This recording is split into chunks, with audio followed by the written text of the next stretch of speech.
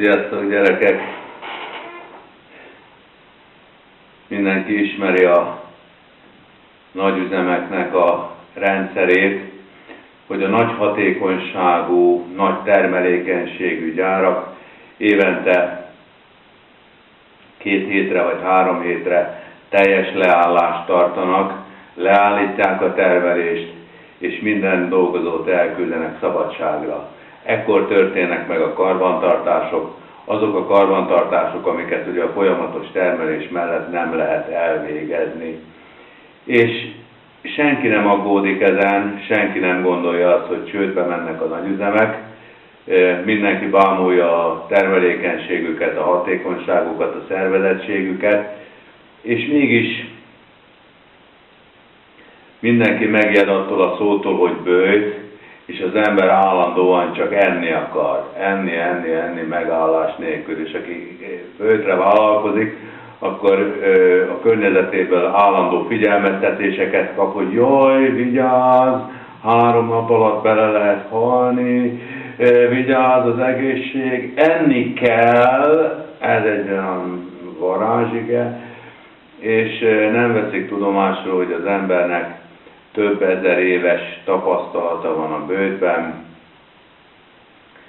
és már akkor is bőjtöltek az emberek, amikor nem volt ilyen különböző vegyszerekkel, meg tartósítószerekkel, meg habzsolással tarkított étkezés, hanem még viszonylag szerényen és viszonylag egészségesebben ettek.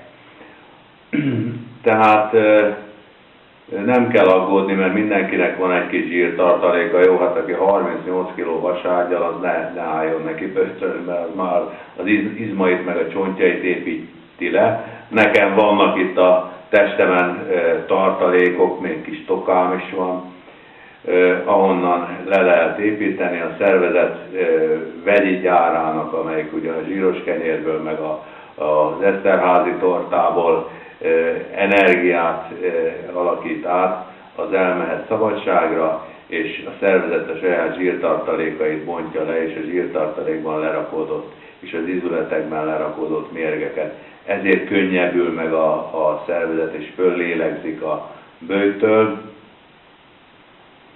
Végül is az általános közérzetem miatt csinálom, annak idején, hát nem tudom, 20 éve kezdtem először bőjtölni, akkor még volt valamiféle ideológia, egy könyvet elolvastam róla, most már november közepe óta a szervezetem egyre inkább így dörömbölt és kérte, hogy bőjtölni akar, és hát elvileg nem is tudom, a katolikus naptár nagy bőjtjéhez akartam igazítani, március 8-án kezdődik ugye az egyházi liturgikus nagybőjt, de már nem bírta tovább a szervezetem, és kívánta, hogy ma elkezdjem, ma február 24-én a bőjtöt, vagy 3-a van, nem is tudom.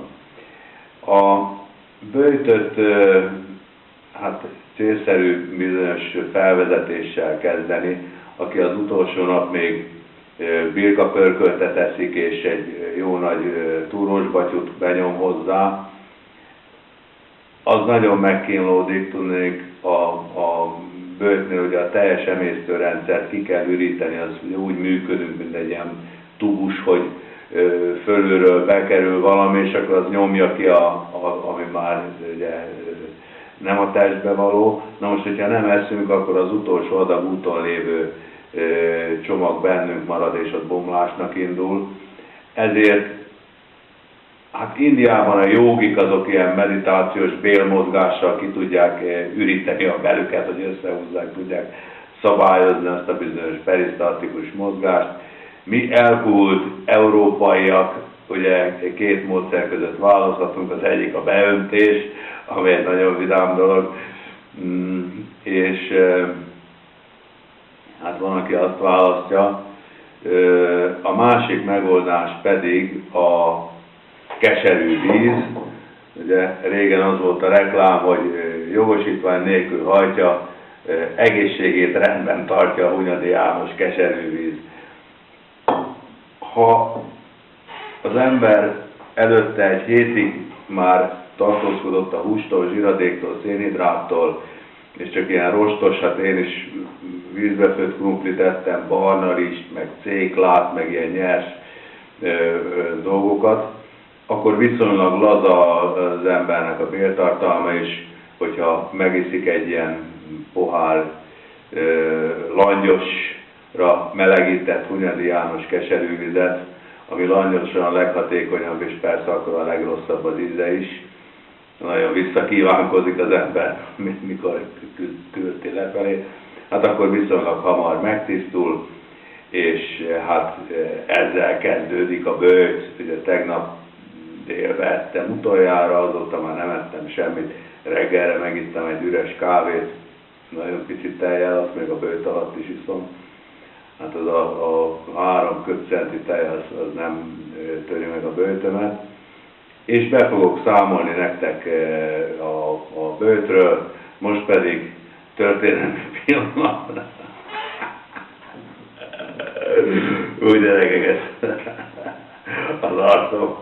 Próbálok mosolygós lenni, hogy én ne látszódjon, micsoda rettenetes förtelem.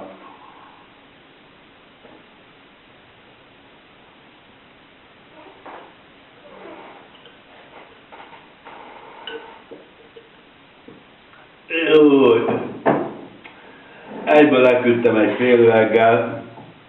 Végülis annyira nem is volt rossz, mintha kétszer olyan rossz lett volna.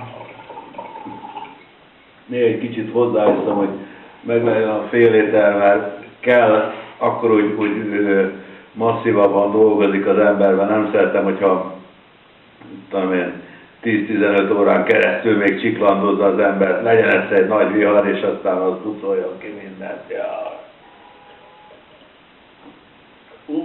Ez már marha nehéz. Egy slukra könnyebb volt meginni. Ezt a kicsit már nehezebb, mint az előző egész poharat. Na, mély levegő, gyerünk Arany Viktor.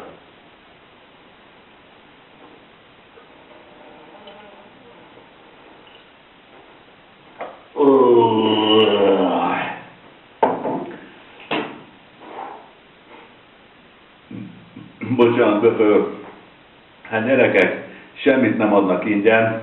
Azért vagyok borostás, mert ilyenkor bőjt alatt nem borotválkozom részben, hogy nem kell foglalkoznom, meg a testet elhanyagolja az ember, és ilyenkor a lelki működésre koncentrál, és fú, jaj. Na, hát majd holnap folytatom a híradást.